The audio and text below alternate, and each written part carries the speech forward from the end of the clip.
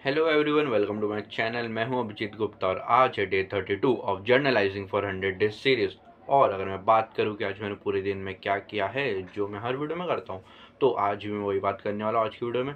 तो आज का जो पहले सबसे पहले जो मैंने किया है वो है इंग्लिश के जो अप्रिसिएशन उनका रिवीजन।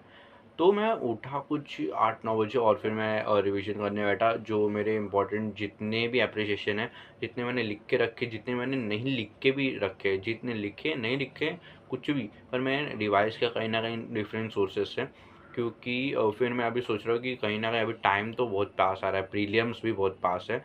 यही कुछ रहेंगे अभी 15 दिन, 15 भी नहीं शायद से रहेंगे, कुछ 12 दिन ऐसा कुछ प्रीलिम्स के लिए रहेंगे। तो मैं सोच रहा हूँ अभी फटाफट फटाफट अभी पढ़ना चालू करूँ, इसलिए मैं अभी पढ़ रहा हूँ। और थोड़ा ही पढ़ के हुआ तो फिर एप्रिसिएशन मैंने सुबह किया, मतलब रिवाइज़ किया, क्योंकि पढ़ के पहले हो चुका था। तो मैंने उसको रिवाइज़ किया और फिर उसके बाद वो रिवाइज़ करते करते थोड़ा टाइम हो गया, 10 हो गए, 10 बजे 11 बजे।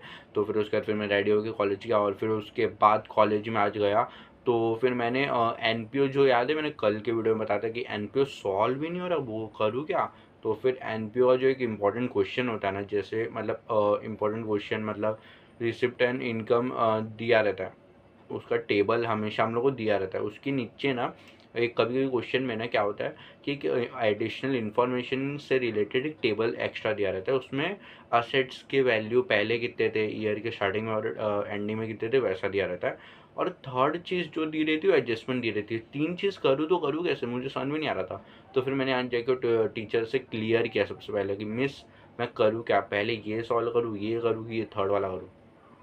तो मिस ने बोला कि सबसे पहले तुम एडजस्टमेंट को मार्क कर लो, वो अकाउंट्स में इनकम एक्सपेंडिचर जो भी अकाउंट दिया हुआ है, फिर उसमें से पहले सबसे पहले उसको डालो और फिर उसके बाद असेट्स को डाल के वो सब करो।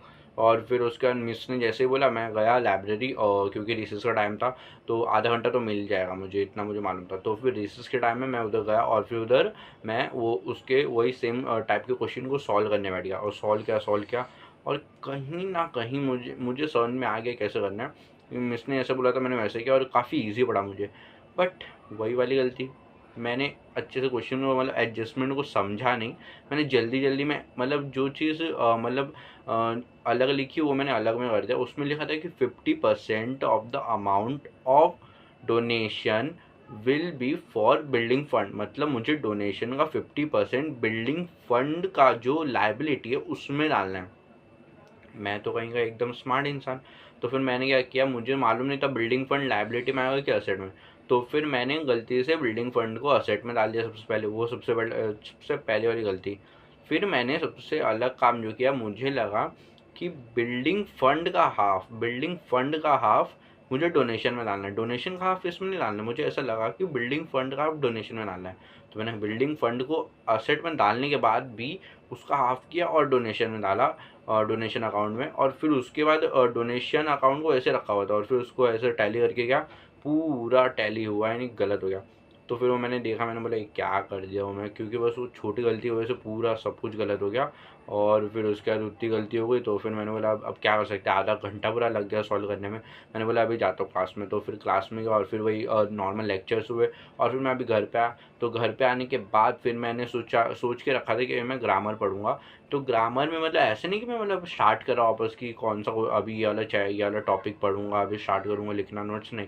मैंने पहले लिख के रखा था। तो फिर बस उसको रिवाइज कर रहा हूँ। तो फिर मैंने अभी आने के बाद कौन से ग्रामर के टॉपिक रिवाइज किए हैं वो बता देता हूँ। तो मैंने सबसे पहले तो इनडायरेक्ट डायरेक्ट मैंने अभी जस्ट खोला था टॉपिक, फिर मैंने सोचा कि ये तो बहुत ईजी है तो फिर इसको हटाते हैं। फिर मैंने आर्टिकल्स खोले, आर्टिकल्स के नोट्स खोले, तो फिर वो मैंने पढ़ा अच्छे से जो क्वेश्चन टीचर ने दिया था और वो सब क्या। फिर उसके बाद प्रीपोजिशंस जो आर्टिकल की तरह थोड़े होते हैं बट वो भी मैंने किया क्योंकि टीचर ने वो भी बोला कि इंपॉर्टेंट है। और फिर उसके बाद असर्टिव एंड नेगेटिव सेंटेंस, ये तो इतना मतलब टफ पड़ रहा है, मुझे समझ में नहीं आ रहा कैसे करूँ। बट हल्का हल्का कहीं ना कहीं राइट हो जा रहा हूँ मैं कभी कभी।